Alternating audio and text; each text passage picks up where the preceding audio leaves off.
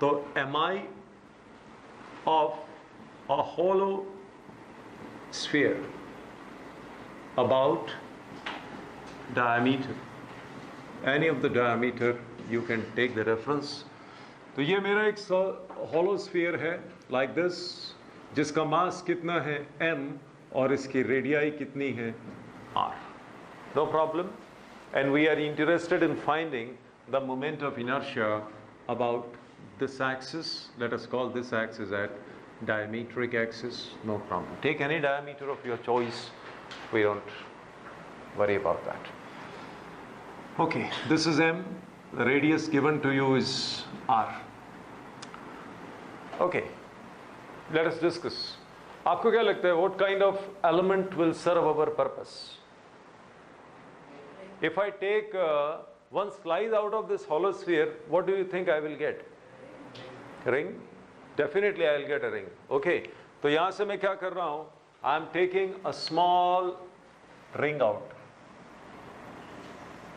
Okay, और फिर इसको मैंने रेडियस को थोड़ा सा चेंज कर दिया है इस तरह से. ठीक है, तो आप कहेंगे ठीक बात है, इसको आप जानते हो ये क्या है, r. I call this angle as theta, and the change that I have done here between this and this, let me call this as d theta. This is d theta. तो आप जानते हो angle is equal to arc upon radius. तो ये जो width होगी यहाँ से यहाँ तक, अगर ये d थीटा है और ये r है, तो ये कितनी होगी?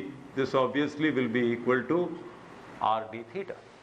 ओके, अब अगर इस कोऑर्डिनेट को मैं यहाँ से यहाँ तक इसका नाम रखूँ x, और इस कोऑर्डिनेट का यहाँ से यहाँ तक इसका नाम रखूँ y, तो आप कहेंगे ठीक है, हम आपको बता सकते हैं कि x will be equal to r cos theta and y will be equal to r sin theta.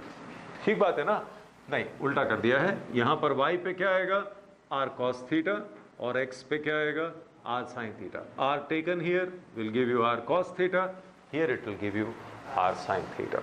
Right? ऐसे क्यों कर रहा हूँ? क्योंकि I want to make the integration subsequently simple. Okay? Right. सबसे पहले वही पुराना काम, dm. So what is dm? Elemental mass.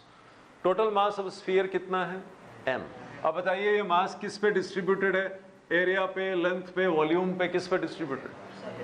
Surface area. What is surface area of a sphere? 4 pi r square.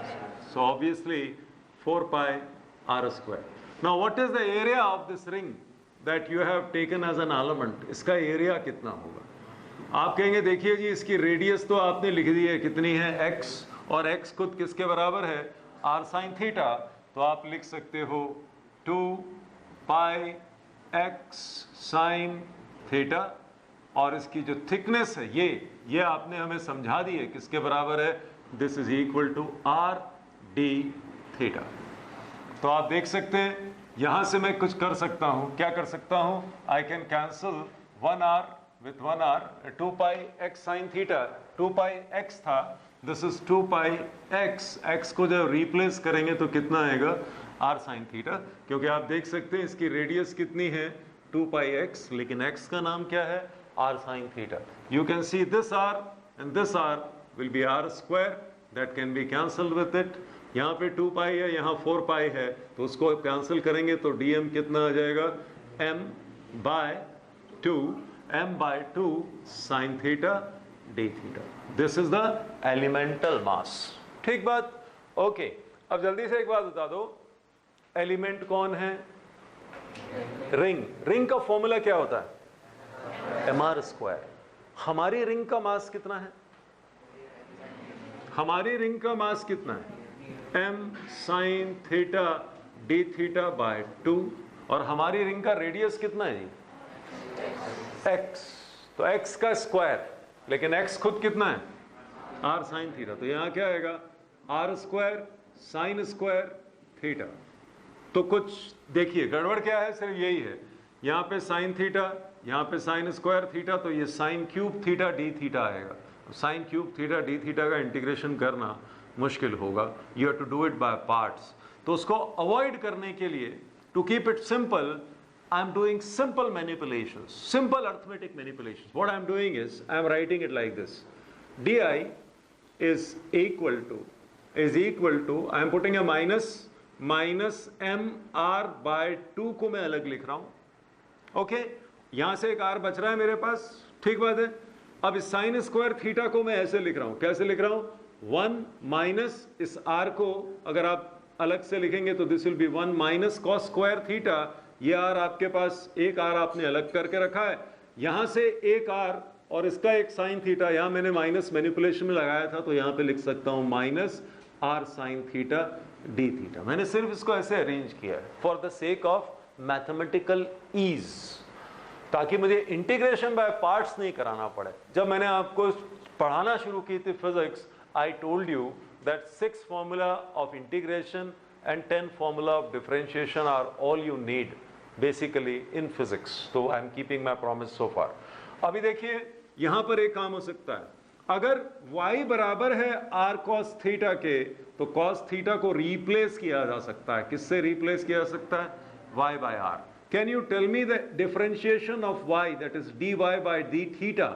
आप कहेंगे very simple, this is equal to minus are sine theta, so d y is equal to minus are sine theta D theta.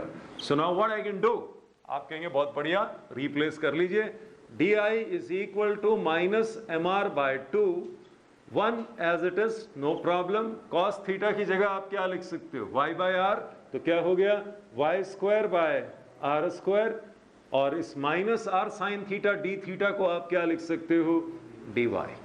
Okay, now this is a simple manageable integration, not a problem at all. देखिए D I is equal to minus M R by 2, integration में एक आएगा क्या, D Y, ये minus M R by 2 as it is, इस minus को इसके साथ प्लस हो जाएगा, अंदर क्या बचेगा, आर स्क्वायर बाहर आ गया तो क्या बचेगा, वाई स्क्वायर डी वाई। आपसे मेरा सवाल यह है, what is the limit of integration. आप कहां से शुरू कर रहे हो, आप यहां से शुरू कर रहे हो और कहां आ रहे हो, इधर आ रहे हो। अगर आप थीटा में इंटीग्रेशन कर रहे होते तो आप प्लस पाई बाय 2 से लेके कहां आ रहे होते, माइनस पाई बाय 2 पे। लेकिन मैं आपसे यह कह रहा हूं कि आप सोचिए आपका वेरिएबल कौन है, y, तो यहां पर y कितना है, What is y here? Plus r, और यहां y कितना है, माइनस r। तो अगर आप यहां से घूमना शुरू करोगे, रिंग्स निकालना ऐसे ऐसे ऐसे ऐसे ऐसे, तो पहली रिंग कहां से निकली होगी, यहां से, और आखिरी रिंग कहां से निकलेगी, यहां से, बीच में सारी आ जाएंगी।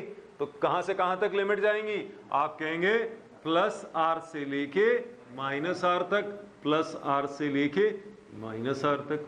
अब आप सब समझदार हैं, इसका डिफरेंशियल इंटीग्रेशन आप कर सकते हैं। देखिए पहले पार्ट का minus M R by 2, d y का इंटीग्रेशन,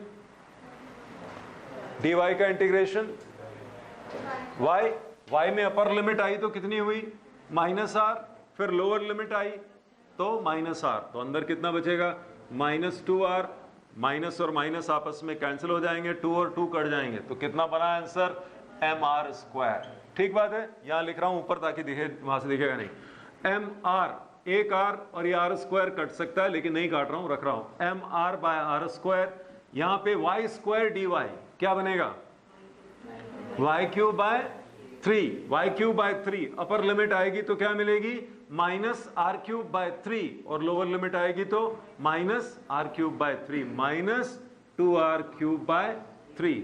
ये आर स्क्वायर अगर इस r से कैंसिल हो जाए तो क्या बचा, r, तो कितना बचा, माइनस 2 mr स्क्वायर बाय 3, यही बचा ना, तो ये बचा माइनस 2 mr स्क्वायर बाय 3।